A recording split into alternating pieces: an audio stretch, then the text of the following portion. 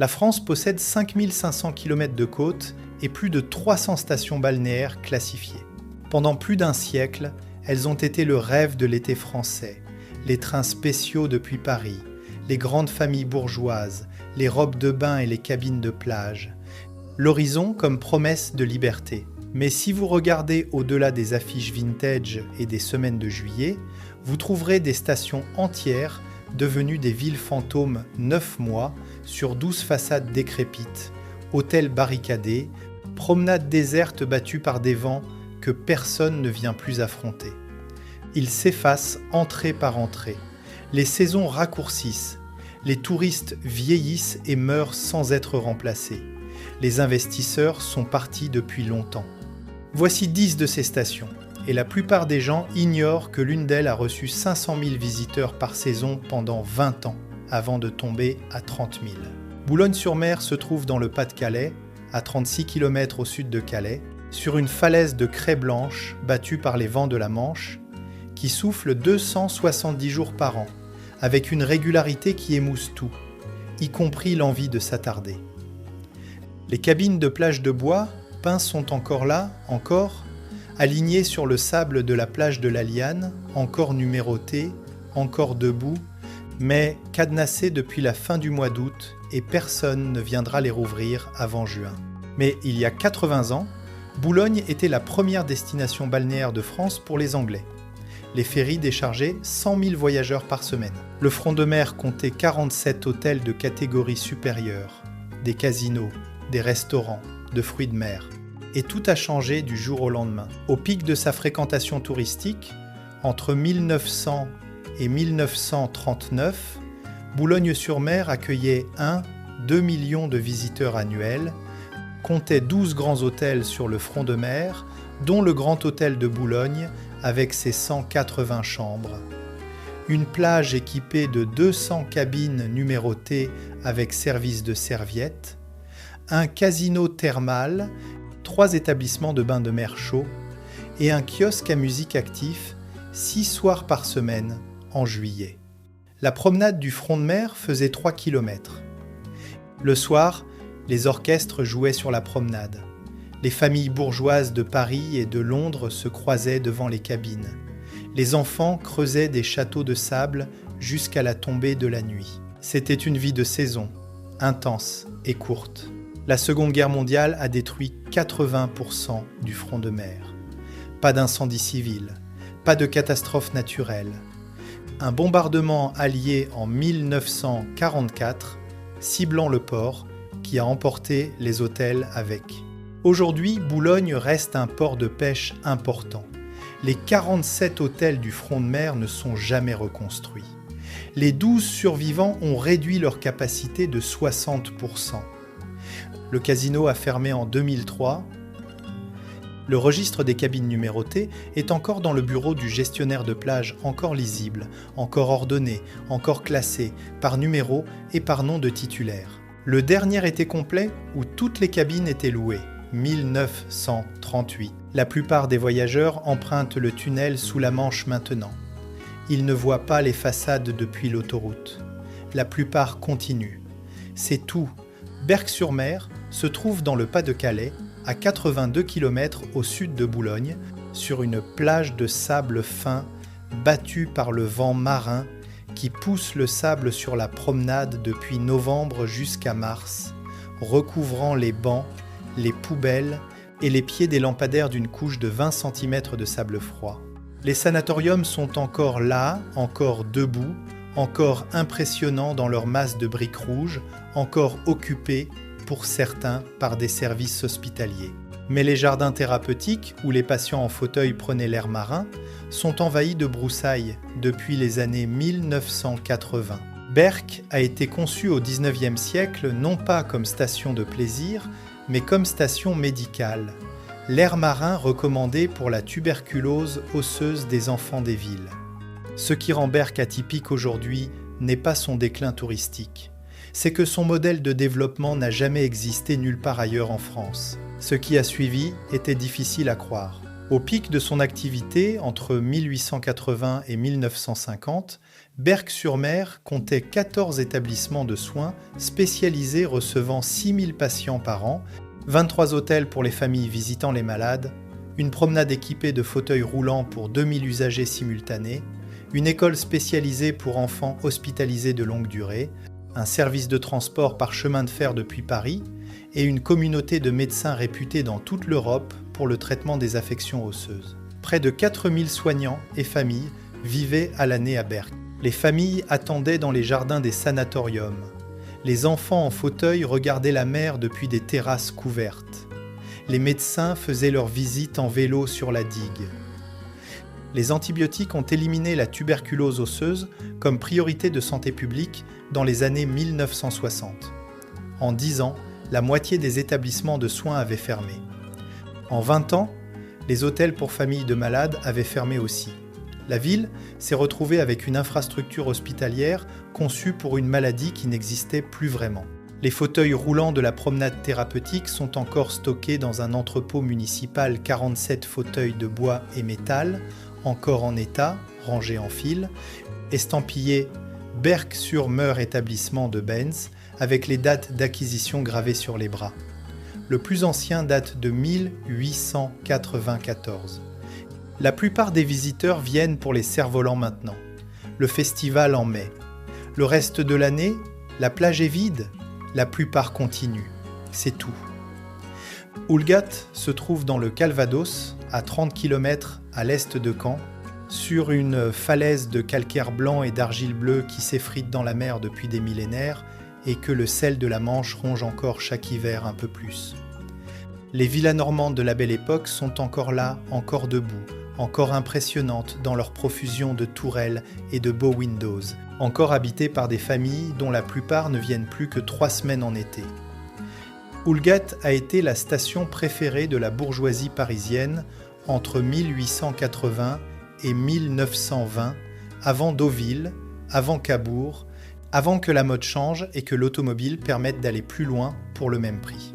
En quelques mois, tout avait basculé. Au pic de sa saison, Houlgate accueillait 15 000 visiteurs par semaine en août, comptait 34 hôtels actifs, un casino avec orchestre, un établissement de bains de mer chaud, une école de natation sur la plage, 2 pharmacies spécialisées en produits marins et une promenade de bord de mer de 2 km éclairée au gaz jusqu'en 1925.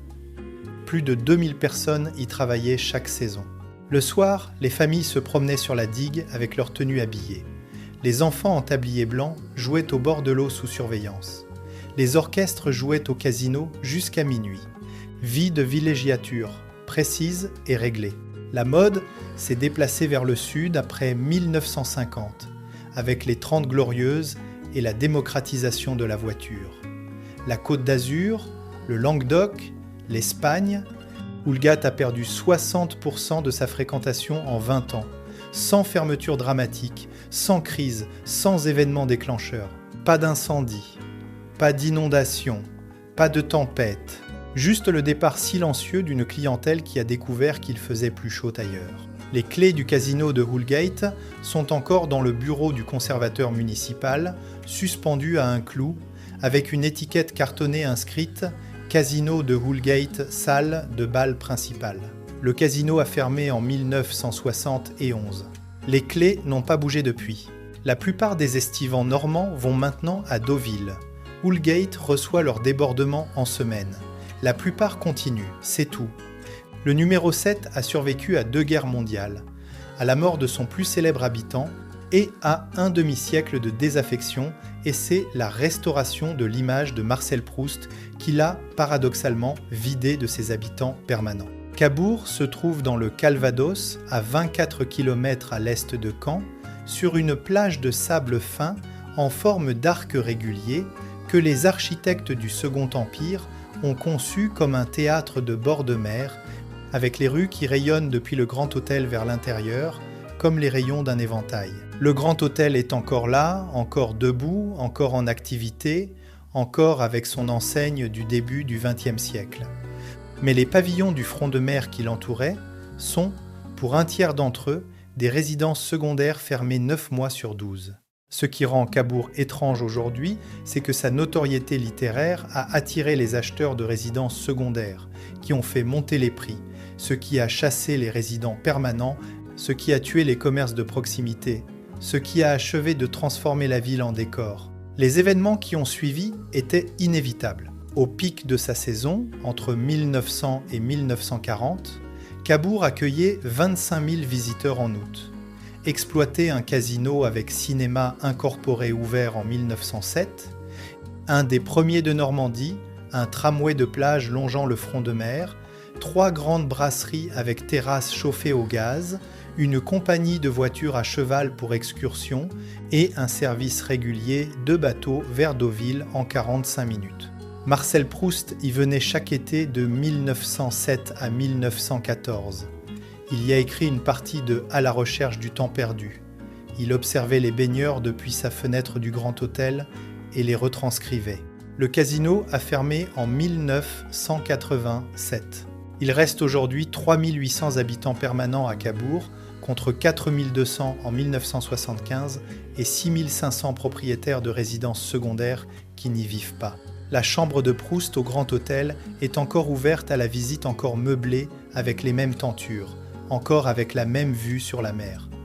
Les touristes y entrent une par une et prennent des photos. La plupart ne savent pas que la ville derrière l'hôtel est presque déserte. Aromanches-les-Bains se trouve dans le Calvados, à 28 km au nord-ouest de Bayeux, sur une plage de galets gris que le vent froid du nord balaie 300 jours par an et dont le seul charme touristique restant tient en 4 mots que le monde entier connaît. Débarquement, juin 1944. Les vestiges du port artificiel Mulberry Bey sont encore là, encore dans la mer, encore visibles à marée basse, encore impressionnants dans leur masse de béton rouillé qui émergent comme des îles artificielles à 300 mètres du rivage. Mais avant 1944, Aromanches était une station balnéaire familiale ordinaire, quelques hôtels, un casino de quartier, une clientèle modeste de Caen et de Bayeux qui venait le dimanche. Ce qui a suivi était difficile à croire. Au pic de sa notoriété touristique, entre 1960 et 1985, Aromanches recevait 800 000 visiteurs annuels, exploitait 8 hôtels et 30 restaurants le long du front de mer, vendait 2 millions de cartes postales par an des caissons Mulberry, organisait des cérémonies commémoratives qui attiraient des chefs d'État du monde entier et diffusait dans son musée circulaire inauguré en 1954 un film du débarquement qui a été regardé par 18 millions de personnes jusqu'en 2010.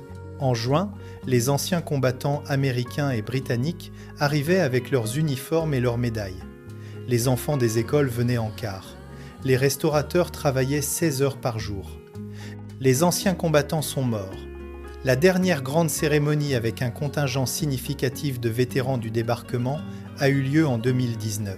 La fréquentation touristique a baissé de 35% en 10 ans. Les tables d'orientation sur le front de mer sont encore là, encore pointées vers les caissons Mulberry au large, encore lisibles. Elles indiquent les noms des navires qui coulèrent ici en 1944, leur tonnage, leur équipage. La plupart des visiteurs lisent les plaques et repartent dans l'heure. La plupart continuent, c'est tout. Si Aromanches vous a déjà convaincu, abonnez-vous. La suite est encore plus difficile à croire. Le numéro 5 est différent de tout ce que vous venez de voir. Pas une station de la Belle Époque, pas un patrimoine de guerre, une création ex nihilo des années 1930 sur une bande de terre entre étang et mer, conçue pour les ouvriers de Montpellier et qui a réussi son pari pendant 40 ans avant de devenir une métaphore de béton. Palavas-les-Flots se trouve dans l'Hérault, à 12 km au sud de Montpellier, sur un cordon littoral pris en sandwich entre l'étang de l'Or et la mer. Là où l'air chaud de l'été méditerranéen stagne depuis le mois de juin jusqu'en septembre dans une chaleur humide que le moindre vent dissipe à peine. Les barres de béton du front de mer sont encore là, encore habitées en juillet, encore vides en octobre, encore grises derrière les volets bleus ou verts qu'on a fermés il y a 3 semaines. Mais dans les années 1950, Palavas était la seule mer accessible aux familles ouvrières de Montpellier le dimanche 12 km, un tramway spécial et la possibilité d'un bain de mer avant de rentrer travailler le lundi. Les événements qui ont suivi étaient inévitables. Au pic de sa popularité populaire, entre 1955 et 1975, Palava accueillait 150 000 baigneurs le dimanche d'août, exploitait 4 casinos de quartier, 200 restaurants de poissons grillés avec nappes en papier et arêtes sur la table, un marché de plage quotidien avec vendeurs de melons, de moules et de chapeaux de paille, un service de location de pédalos par flotte de 50 embarcations et un balai incessant de mobylettes entre le parking de l'étang et le bord de mer. Le dimanche, les familles arrivaient par grappes depuis le tramway. Les pères portaient la glacière. Les mères tenaient les enfants par la main pour traverser la route nationale. L'odeur de la mer et de la saucisse grillée se mêlait depuis le boulevard de mer jusqu'au parking. Les familles ouvrières de Montpellier ont eu accès à des congés payés plus longs. Elles sont parties plus loin en Espagne, en Grèce, en Corse. Palavas a perdu sa clientèle historique sans en trouver de nouvelles. Les locations de pédalos sont encore exploitées 18 embarcations maintenant, contre 50 en 1975. La liste des tarifs est encore affichée sur le panneau du quai, en plastique jauni, exactement là où le premier loueur l'a cloué en 1962. La plupart des gens vont à Carnon maintenant. Palavas reçoit leur débordement. La plupart continuent, c'est tout. Le Gros du Roi se trouve dans le Gard, à 45 km au sud de Nîmes, sur un canal entre étang et mer, dans une lumière blanche et plate qui révèle sans pitié les façades fatiguées et les devantures murées de l'ancien centre-ville.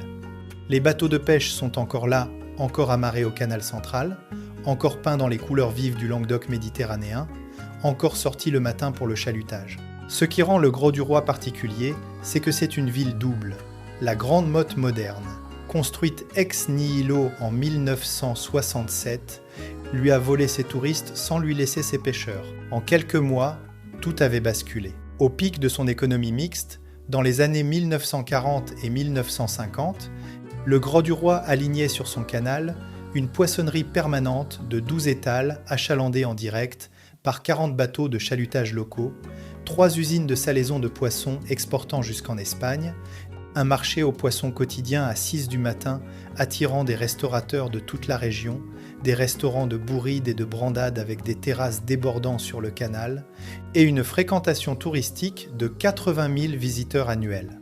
À 6 du matin, les bateaux rentraient. Les caisses de poissons étaient déchargées à la criée. L'odeur du sel et des algues s'étendait sur tout le canal. Les restaurateurs choisissaient les rougets et les loups avec leurs propres mains. La Grande Motte a été inaugurée en 1967 sur le cordon dunaire à 4 km à l'est. En 10 ans, elle avait absorbé 90% de la nouvelle fréquentation touristique de la région. Le Gros du Roi a gardé ses pêcheurs, mais perdu ses touristes. Les étals de la poissonnerie du canal sont encore là, encore en ciment, encore équipés de leurs plans inclinés pour l'écoulement de l'eau, encore numérotés de 1 à 8. 4 sont encore actifs. 4 sont fermés depuis les années 1980, les étals numérotés 5, 6, 7, 8, avec leurs robinets encore installés. La plupart des touristes vont directement à la Grande Motte. Ils ne voient pas les étals vides. La plupart continuent. C'est tout. Le numéro 3 est ce qui arrive quand l'État décide de construire une station balnéaire de toutes pièces sur du sable en 1967.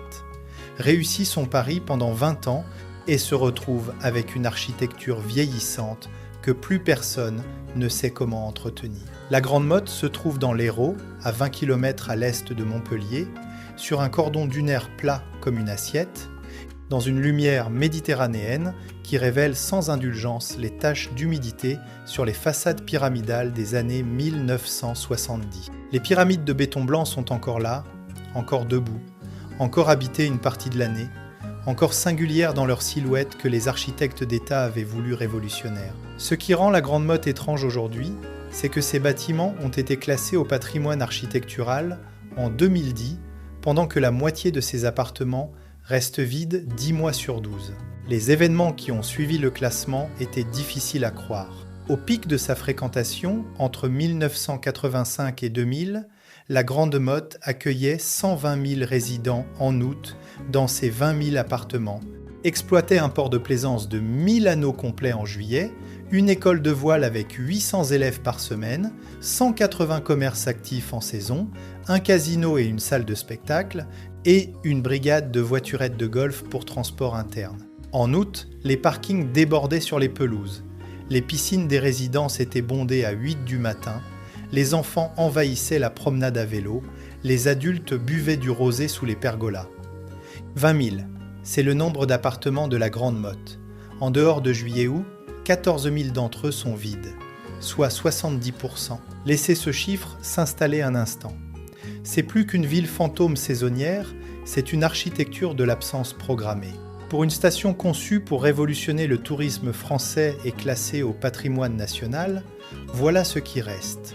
Des pyramides classées en train de se fissurer, 14 000 appartements vides 10 mois sur 12 et un plan d'eau où les algues vertes remplacent les voiliers en septembre. Les plans originaux de Jean Balladur pour la Grande Motte sont encore exposés à la mairie, encore dessinés à la main sur calque, encore signés, encore annotés de sa main. Ils montrent une ville de 100 000 habitants permanents. La ville n'a jamais dépassé 9 000 résidents à l'année. La plupart des gens photographient les pyramides depuis le front de mer. Ils ne regardent pas les volets fermés. La plupart continuent, c'est tout. Marseille-en-Plage se trouve dans l'Hérault, à 42 km au sud-ouest de Montpellier, sur un cordon littoral entre l'étang de Taou et la mer, dans un paysage de camping et de résidences de béton que les pins parasols ont envahi depuis les années 1980, poussant entre les bâtiments dans les fissures du bitume. Les noms des résidences sont encore sur les façades, les Flots Bleus, Cap Soleil, Résidence du Lido, encore peints en bleu ou en orange, encore lisibles malgré les craquelures de la peinture sous le soleil méditerranéen. Ce qui rend Marseille-en-Plage particulier est sa trajectoire inversée.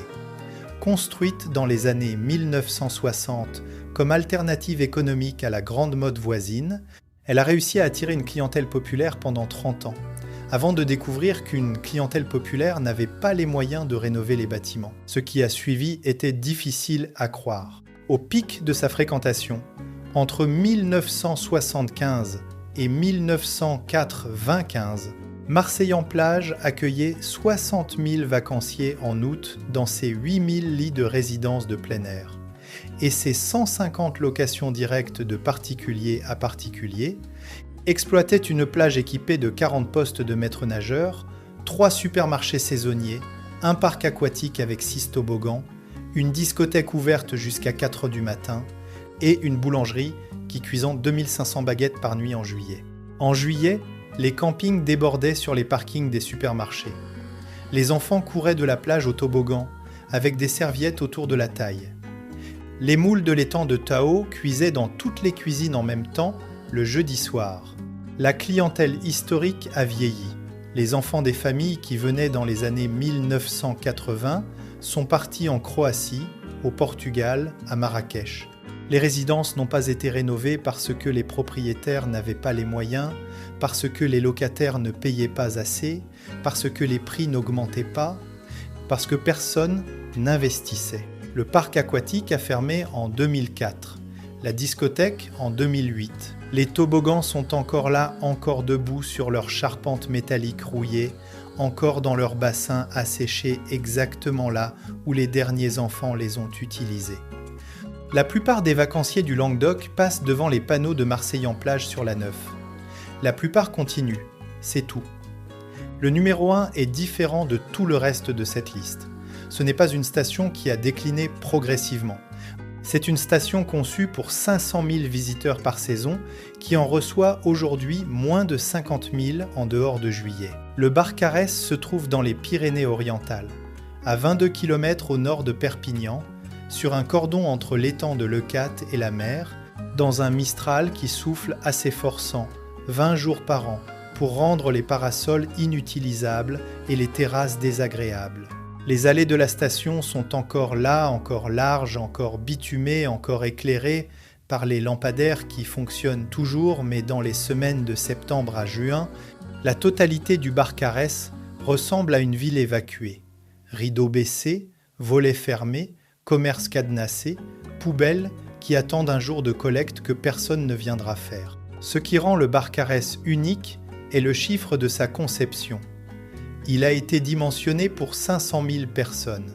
Pas par optimisme, par plan d'État. La mission Racine, créée en 1963 pour aménager le Languedoc-Roussillon, a décidé de créer 6 stations ex nihilo sur le cordon littoral. Le Barcarès était l'une d'elles, avec un plan directeur établi pour une capacité de 50 000 lits. Et tout a changé du jour au lendemain, quand les premières familles y sont arrivées dans les années 1970. Au pic de sa fréquentation entre 1980 et 2000, le Barcarès accueillait 340 000 visiteurs en haute saison, exploitait le paquebot Lydia, un paquebot méditerranéen échoué volontairement sur la plage en 1967 et transformé en discothèque une marina de 1800 anneaux comble en juillet.